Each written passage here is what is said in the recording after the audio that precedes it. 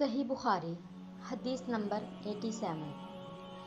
میں ابن عباس رضی اللہ تعالیٰ عنہ اور لوگوں کے درمیان ترجمانی کے فرائض انجام دیتا تھا۔ ایک مرتبہ ابن عباس رضی اللہ تعالیٰ عنہ نے کہا کہ قبیلہ عبد القیس کا وفد رسول اللہ صلی اللہ علیہ وآلہ وسلم کی خدمت میں آیا۔ آپ صلی اللہ علیہ وآلہ وسلم نے دریافت فرمایا کہ کون سا وفد ہے یا یہ کون لوگ ہیں؟ انہوں نے کہا کہ ربیہ خاندان کے لوگ ہیں۔ آپ صلی اللہ علیہ وآلہ وسلم نے فرمایا کہ مبارک ہو قوم کا آنا، یا مبارک ہو اس وفد کو جو کبھی نہ رسوا ہوا نہ شرمندہ ہو۔ اس کے بعد انہوں نے عرض کیا کہ ہم دور دراز کونے سے آپ صلی اللہ علیہ وآلہ وسلم کے پاس آئے ہیں، اور ہمارے اور آپ کے درمیان کفار مضر کا یہ قبیلہ پڑتا ہے۔ اس کے خوف کی وجہ سے ہم حرمت والے مہینوں کے علاوہ اور ایام میں نہیں آ سکتے، اس لیے ہمیں کوئی ایسی قطعی بات بتلا دیجیے کہ جس کی ہم اپنے پیچھے رہ جانے والے لوگوں کو خبر دے دیں اور اس کی وجہ سے ہم جنت میں داخل ہو سکیں۔ تو آپ صلی اللہ علیہ وآلہ وسلم نے انہیں 4 باتوں کا حکم دیا اور 4 سے روک دیا۔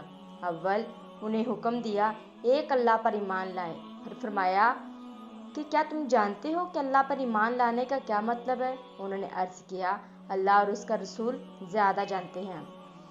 آپ صلی اللہ علیہ وآلہ وسلم نے فرمایا ایک اللہ پر ایمان لانے کا مطلب یہ ہے کہ اس بات کا اقرار کرنا کہ اللہ کے سوا کوئی معبود نہیں، اور یہ کہ محمد صلی اللہ علیہ وآلہ وسلم اللہ کے سچے رسول ہیں، اور نماز قائم کرنا، زکوٰۃ ادا کرنا اور ماہ رمضان کے روزے رکھنا، اور یہ کہ تم مال غنیمت سے 5واں حصہ ادا کرو، اور 4 چیزوں سے منع فرمایا، دبا، حنتم اور مزفت کے استعمال سے، اور چوتھی چیز کے بارے میں شبہ کہتے ہیں کہ ابو حمزہ بسا اوقات نکیر کہتے تھے اور بسا اوقات مکیر۔